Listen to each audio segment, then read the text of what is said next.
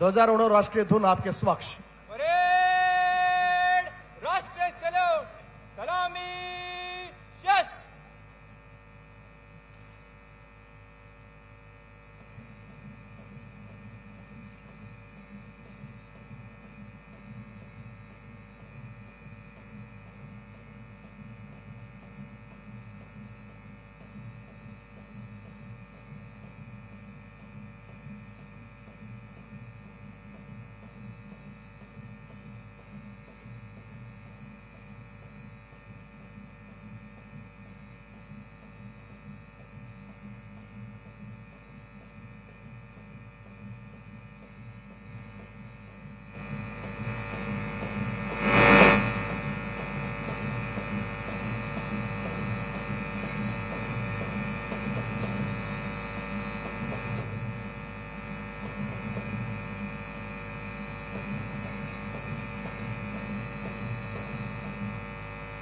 Parade, कंधे, शस्त्र।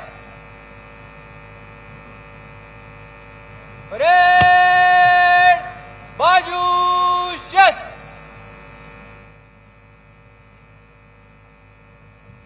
Parade commander Faisal Khan IPS, माननीय मुख्य अतिथि महोदय, परम आदरणीय मुख्यमंत्री हरियाणा सरकार नायब सिंह जी सैनी के समक्ष परेड के निरीक्षण की तैयारियों की मुस्तैद की रिपोर्ट प्रस्तुत करने आते हुए, उन्हें आमंत्रित करने के लिए आते हुए कि वो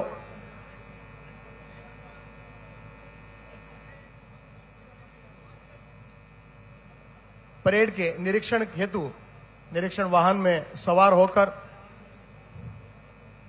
परेड की सभी टुकड़ियों की ओर जाएं, जिसका बड़ा सामरिक महत्व मैं आपको बता रहा था कि परेड का निरीक्षण INA Indian National Army Subhash Chandra Bose और उनकी परेड कमांडर लक्ष्मीबाई, जिनका फोटो आप हमेशा देखते हैं, बहुत ही सामरिक और ऐतिहासिक महत्व।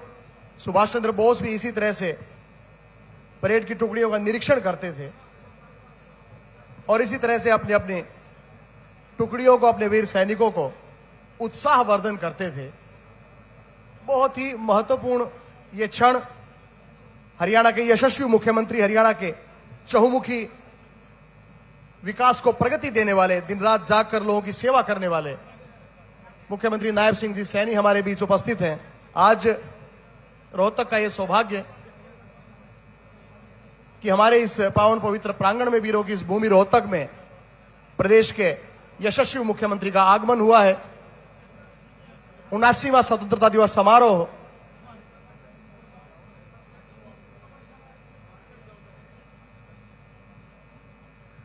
और माननीय मुख्यमंत्री महोदय परेड की टुकड़ियों का निरीक्षण करने हुए जाते हुए न केवल सामरिक महत्व अपितु अनुशासन का एक अनूठा उदाहरण और हरियाणा सरकार की प्रगतिशील इस नायब सरकार ने प्रदेश को अनेकों, मैं कहूंगा कि सैकड़ों ऐसी घोषणाएं जिससे प्रदेश चहुमुखी विकास की ओर अग्रसर हो रहा है, वो शुरू की हैं। माननीय मुख्य अतिथि महोदय मुख्यमंत्री हरियाणा श्री नायब सिंह जी सैनी परेड वाहन में सवार होकर शनय शनय परेड की टुकड़ियों के समक्ष से होकर गुजर रहे हैं। हमारी और आपकी सरकार ने अपने तीसरे कार्यकाल में प्रदेश के सर्वांगीण विकास के लिए अनेकों ठोस कदम उठाए हैं। दोस्तों, मित्रों, आज देश के यशस्वी प्रधानमंत्री माननीय नरेंद्र सिंह मोदी जी ने पूरे देश को एक संदेश दिया है कि भारतवर्ष पूरी दुनिया में न केवल विश्व गुरु, न केवल योग गुरु, न केवल आध्यात्मिक गुरु अपितु विकास गुरु भी होने जा रहा है। हमारे देश के युवाओं की बदौलत, क्योंकि पूरी दुनिया का सबसे युवा देश भारतवर्ष इस समय है, और जितने भी ये छात्र छात्राएं बैठे हैं, बहुत जोरदार तालियों से अभिनंदन कर रहे हैं माननीय मुख्य अतिथि महोदय का। माननीय मुख्यमंत्री हरियाणा सरकार श्री नायब सिंह जी सैनी परेड वाहन में सवार होकर शनय शनय सभी टुकड़ियों का निरीक्षण करते हुए आपके समक्ष होकर गुजर रहे हैं और आप सभी भी स्वागत कर सकते हैं। जितने भी सांस्कृतिक कार्यक्रम के बच्चे हैं, जितने भी स्कूलों के बच्चे हैं, वो अपने हर दिल अजीज मुख्यमंत्री को पाकर बहुत खुश हैं, हर्षित हैं, पुलकित पल्लवित हैं, राजी हो रहे हैं माननीय मुख्यमंत्री जी को अपने समक्ष देखकर। और ये न्यायाभिराम दिन 79वां स्वतंत्रता दिवस समारोह आपके बीच। खरीफ सीजन में हमारी और आपकी सरकार ने, बारिश में देर हुई तो किसानों को कठिनाइयों का सामना करना पड़ा, तब हमारी सरकार ने तुरंत कदम उठाते हुए 2000 रुपए प्रति एकड़ की दर से 1345 करोड़ रुपए का बोनस हमारे किसानों को दिया। ऐसी किसान हितैषी सरकार के मुखिया, उन्हें संचालित करने वाले और आप सभी के सेवक माननीय मुख्यमंत्री नायब सिंह जी सैनी आपके समक्ष आज के कार्यक्रम के 79वें स्वतंत्रता दिवस के कार्यक्रम के मुख्य अतिथि के तौर पर यहां पे उपस्थित है। देखिए बच्चों का किस तरह से अभिवादन कर रहे हैं, स्नेहिल आशीर्वाद बच्चों को माननीय मुख्यमंत्री महोदय दे रहे हैं। और जैसे ही ये वाहन हमारे नजदीक आता जा रहा है, बच्चों का जोश बढ़ रहा है। अपने हरदिल अजीज अपने प्यारे मुख्यमंत्री को अपने नजदीक पाकर और जोरदार तालियों से स्वागत। ये सारे बच्चे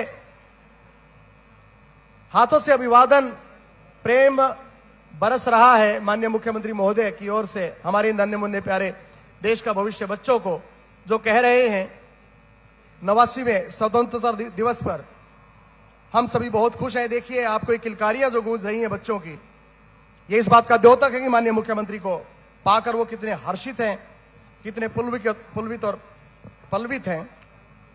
हमारे प्रदेश की नायब सरकार ने सामाजिक सुरक्षा पेंशन, जिसमें 36 लाख लाभार्थी हैं मित्रों, प्रदेश में 36 लाख लाभार्थियों को 3000 रुपए मासिक सामाजिक सुरक्षा पेंशन दी जा रही है, जिसमें बुजुर्ग, दिव्यांग, विधुर, अविवाहित सहित और अब तो हमारी बहनों के लिए भी पेंशन योजना आ गई है, जिससे सारी बहनें आजकल लाडली बहनें कहलाने लगी हैं। तो हमारे प्रदेश के यशस्वी मुख्यमंत्री नायब सिंह जी सैनी के नेतृत्व में जिस तरह से जन कल्याणकारी फैसले हुए हैं, जन कल्याणकारी सरकार के, ये नायाब फैसले, नायाब मुख्यमंत्री नायब सिंह जी सैनी हमारे बीच 79वां स्वतंत्रता दिवस समारोह वाहन मुख्य मंच की ओर पहुंच चुका है। और अब माननीय मुख्यमंत्री महोदय मुख्य मंच पर अपनी वापसी करेंगे, पधारेंगे और आप सभी को एक ऐसा संदेश देंगे जो पूरे वर्ष के लिए आपके लिए बहुत लाभ का विषय होगा। माननीय मुख्यमंत्री हरियाणा श्री नायब सिंह जी सैनी हमारे बीच उपस्थित है। 79वां स्वतंत्रता दिवस समारोह रोहतक।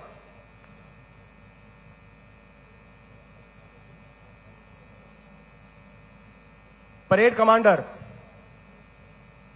फैसल खान आईपीएस पुनः वापिस अपने यथास्थान पर जाकर टुकड़ियों को अग्रिम आदेश देंगे ताकि हम निमंत्रित कर सकें हमारे आज के कार्यक्रम के मुख्य अतिथि महोदय को।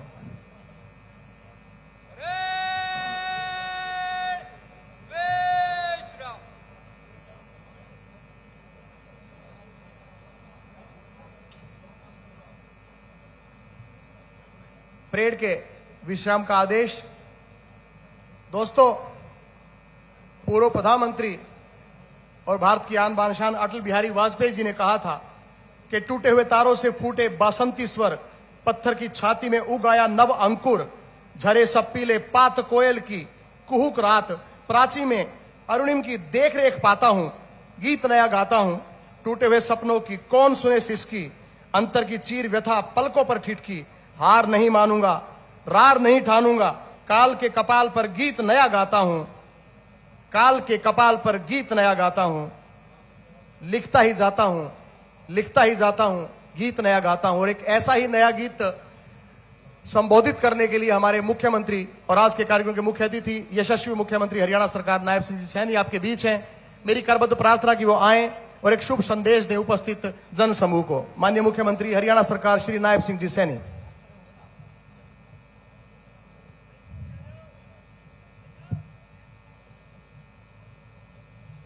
आदरणीय बुजुर्गों, स्वतंत्रता सेनानियों के परिजन, भाइयों बहनों, नौजवान साथियों और प्यारे बच्चों, आज पूरा देश 79वां स्वतंत्रता दिवस धूमधाम से मना रहा है। मैं आपको इस राष्ट्रीय पर्व की हार्दिक बधाई और शुभकामनाएं देता हूं। दिन रात देश की सीमाओं की रक्षा करने वाले जवानों को मैं विशेष रूप से स्वतंत्रता दिवस की बहुत बहुत बधाई देता हूं।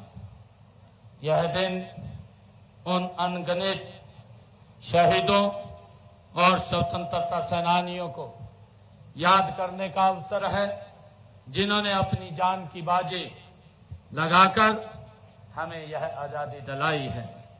मैं सभी ज्ञात अज्ञात शहीदों को भावभीनी श्रद्धांजलि अर्पित करता हूं। साथ ही महान स्वतंत्रता सेनानियों के प्रति अपनी कृतज्ञता व्यक्त करता हूं। आजादी का पर्व जन जन का पर्व है, हर मन का पर्व है। हमारे लिए गर्व और गौरव का दिन है। आज हर साल की तरह हर घर तिरंगा अभियान से पूरा देश देशभक्ति के रंग में रंगा है। हर घर, गली मुंडेर और हर मोहल्ले में तिरंगा फहर रहा है। हमारे तिरंगे के बारे में किसी कवि ने कहा है कि सिर गर्व से उठ जाता है, सिर गर्व से उठ जाता है जब जब तिरंगा लहराता है।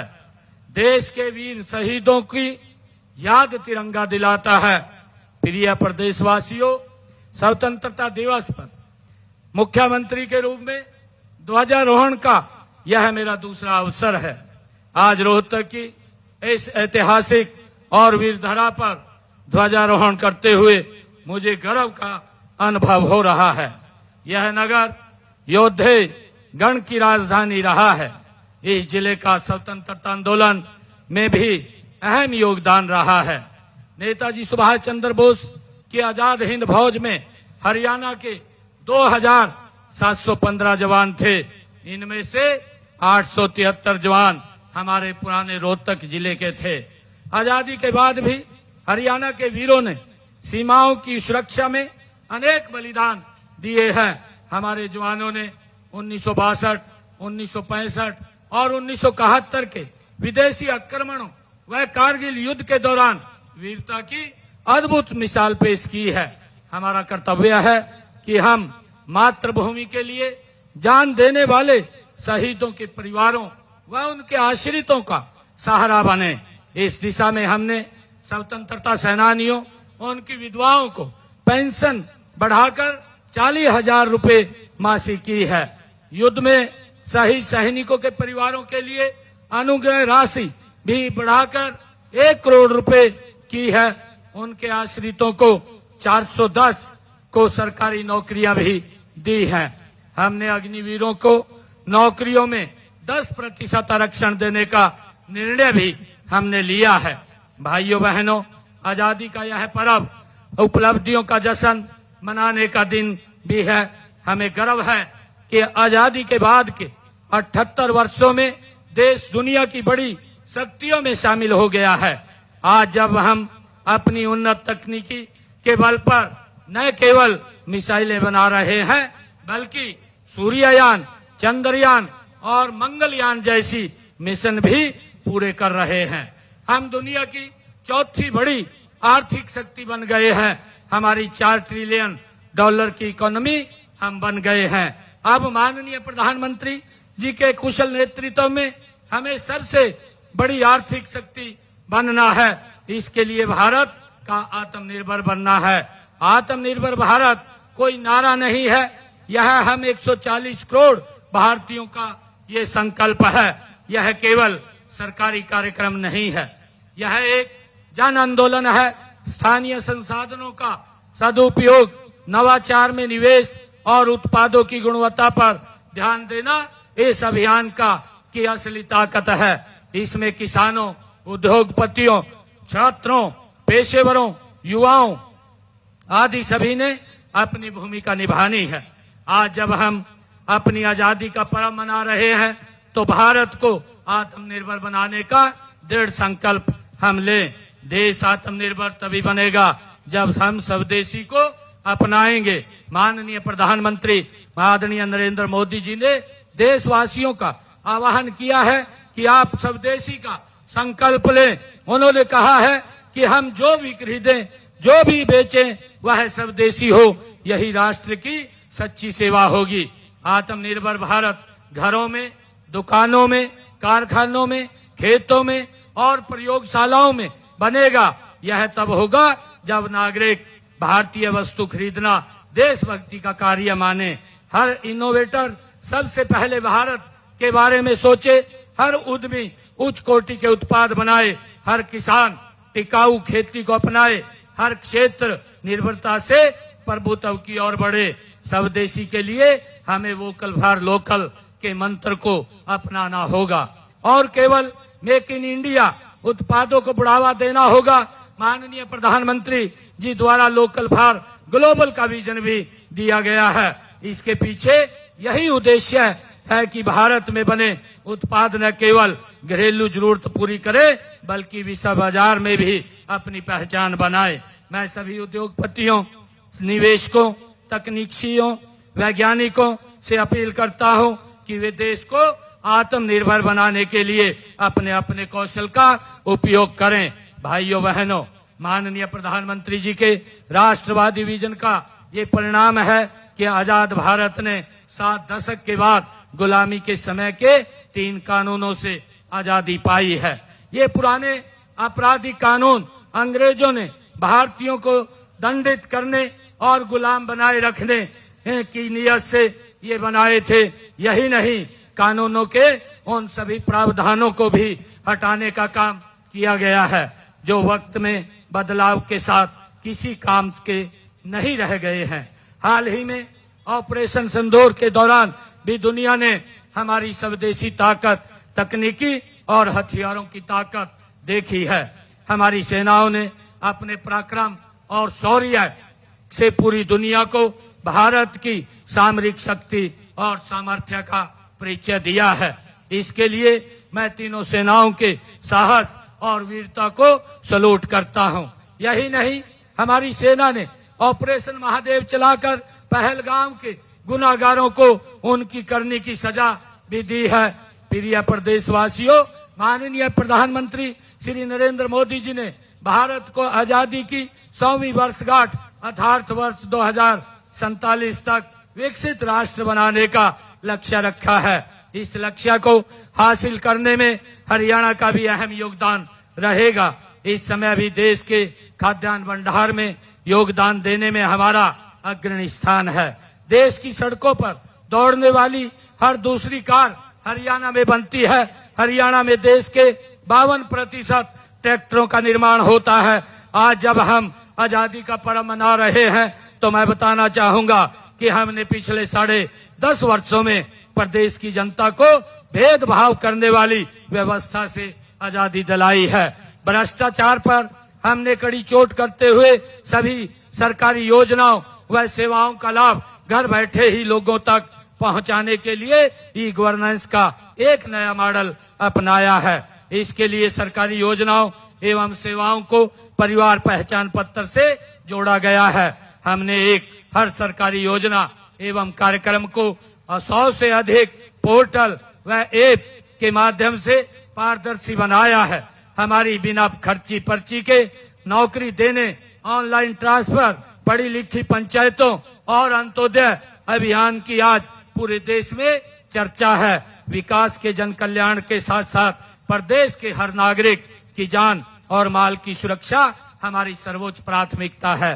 किसी भी व्यक्ति से कभी भी कोई भी शिकायत प्राप्त होती है तो उस पर पुलिस को तुरंत कार्रवाई करने के सख्त निर्देश दिए हैं।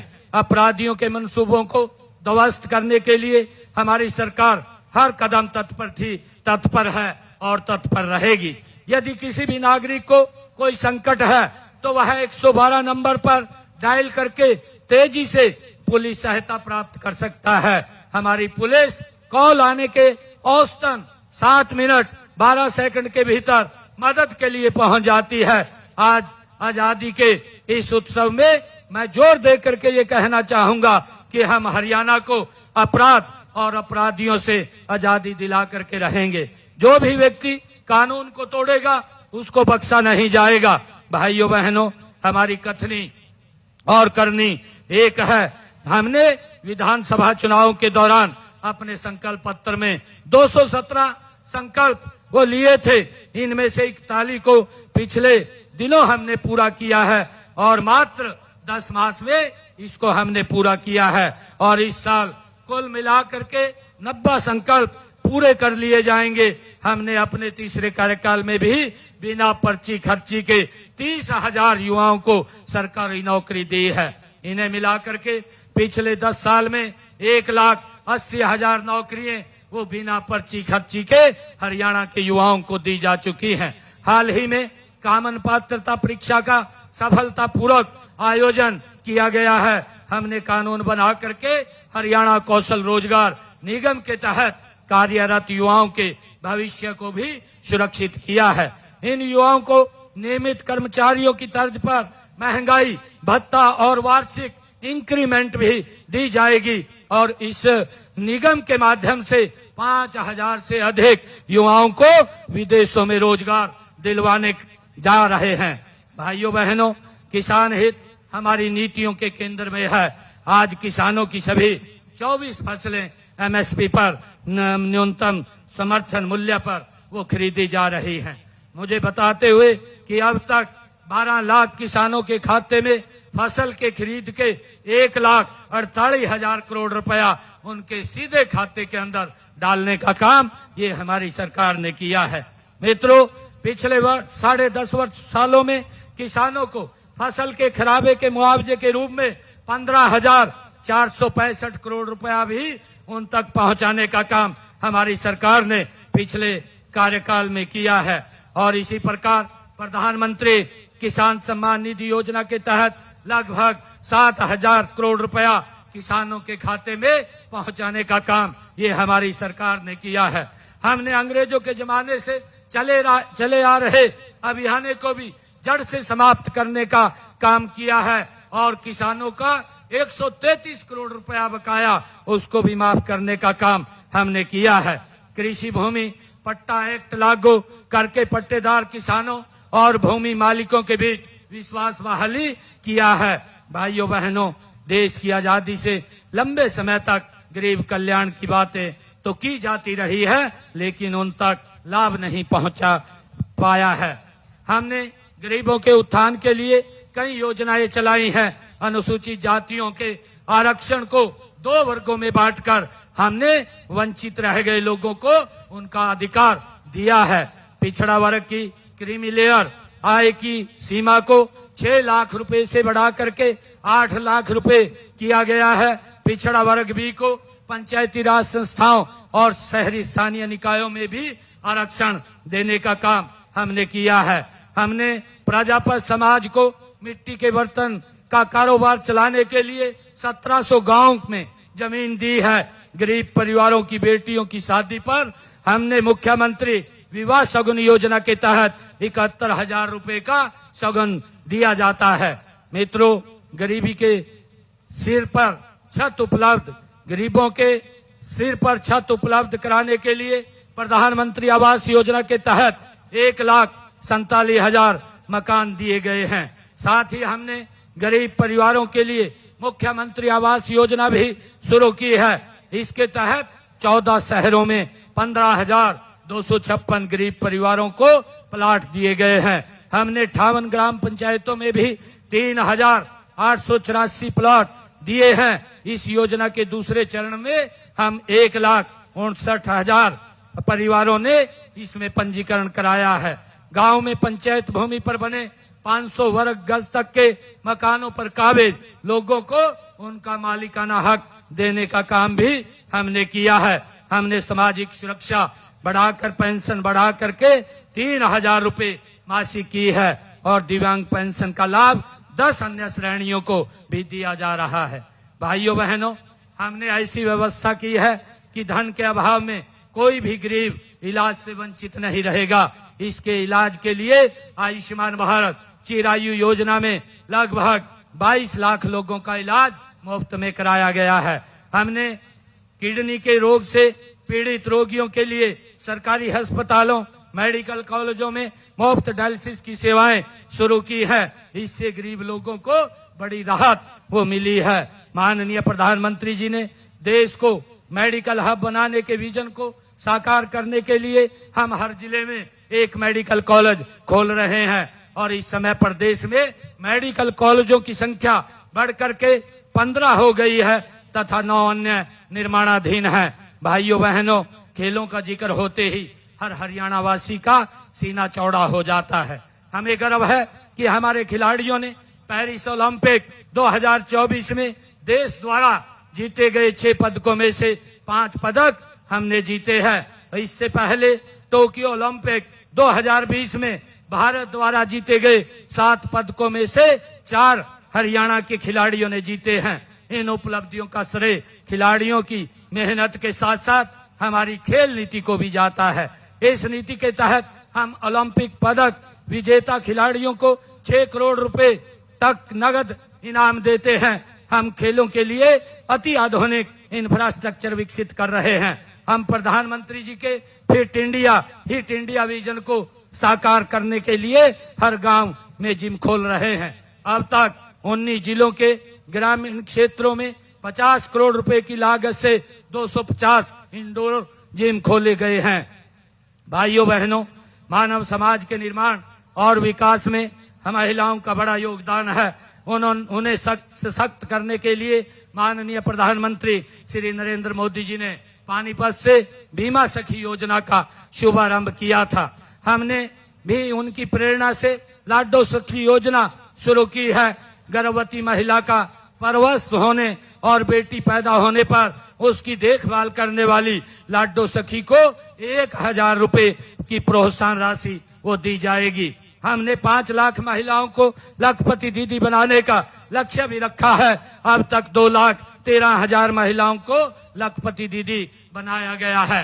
ड्रोन दीदी योजना में 100 महिलाओं को मुफ्त ड्रोन और प्रशिक्षण दिया जा चुका है। इस साल भी 100 और महिलाओं को प्रशिक्षण दिया जाएगा। महिलाओं की आजीविका के अवसर बढ़ाने के लिए 1/3 राशन डिपो महिलाओं को देने का प्रावधान हमने किया है। अटल किसान मजदूर कैंटीन व वीटा बिक्री केंद्रों का संचालन भी महिलाओं को सौंपा गया है। हमने संकल्प लिया था कि महिलाओं को अतिरिक्त प्रोत्साहन देकर स्टार्टअप में भागीदारी 45 से 60% बढ़ाई जाएगी। मुझे आपको यह बताते हुए खुशी हो रही है कि हरियाणा में महिलाओं के नेतृत्व वाले स्टार्टअप 50% हो गए हैं। प्रदेश भर में हमने महिला सांस्कृतिक केंद्र खोले जा रहे हैं। अब तक 131 केंद्र खोले गए हैं। इनमें माताएं बहनें भजन गीत नृत्य आदि सांस्कृतिक कार्यक्रम कर सकेंगी। गरीब महिलाओं को अपनी रसोई चलाने के लिए हम हर महीने केवल 500 रुपए में गैस का सिलेंडर दिया जा रहा है। यह लाभ प्रदेश के लगभग 18 लाख परिवारों को मिल रहा है। हमने गांव के विकास में महिलाओं की भागीदारी सुनिश्चित करने के लिए उन्हें पंचायती राज संस्थाओं में 50% प्रतिनिधित्व दिया है। बहन बेटियों को उच्च शिक्षा देने के लिए प्रदेश में खोले गए 80 कॉलेजों में से 30 लड़कियों के लिए हैं। आज पोस्ट ग्रेजुएट तक लड़कियों को मुफ्त शिक्षा हरियाणा सरकार दे रही है।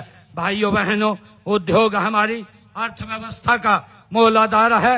हमने औद्योगिक विकास को गति देने के लिए ईज ऑफ डूइंग बिजनेस का एक इकोसिस्टम तैयार किया है। हमने प्रमाण पत्र, लाइसेंस, अनुमति देने में अड़चन पैदा करने वाले अनेक नियमों और प्रक्रियाओं को खत्म कर दिया है। आज हरियाणा में निवेशकों को 150 से अधिक सेवाएं ऑनलाइन प्रदान की जा रही हैं और उन्हें सभी स्वीकृतियां 12 दिनों के अंदर देना सुनिश्चित किया गया है। हम प्रदेश के हर क्षेत्र में उद्योग लगा रहे हैं। यहाँ से 45 किलोमीटर दूर IMT खरखौदा में मारुति सुजुकी का बड़ा प्लांट शुरू होने जा रहा है। वहीं पर सुजुकी का मोटरसाइकिल प्लांट और उन्नो मिंडा ग्रुप का अलॉय व्हील प्लांट भी बनने जा रहा है। इससे इस क्षेत्र के हजारों युवाओं को रोजगार मिलेगा। हमारी प्रोत्साहन योजनाओं का ही परिणाम है कि आज हरियाणा देश विदेश के निवेशकों की ये पहली पसंद बन चुका है। गत 10.5 वर्षों में प्रदेश में 7,66,000 सूक्ष्म लघु मध्यम उद्योग लगे हैं तथा इनमें 39 लाख लोगों को रोजगार मिला है। भाइयों बहनों, व्यापारियों का भी प्रदेश के विकास में महत्वपूर्ण स्थान है। हमने उनके हित में ई रिफंड, कराधान के क्षेत्र में ई पंजीकरण, टैक्स की ई अदायगी और एवं रिटर्न की ई फाइलिंग, ई निविदा और सी फार्म जारी करने की ऑनलाइन सुविधा हमने शुरू की है।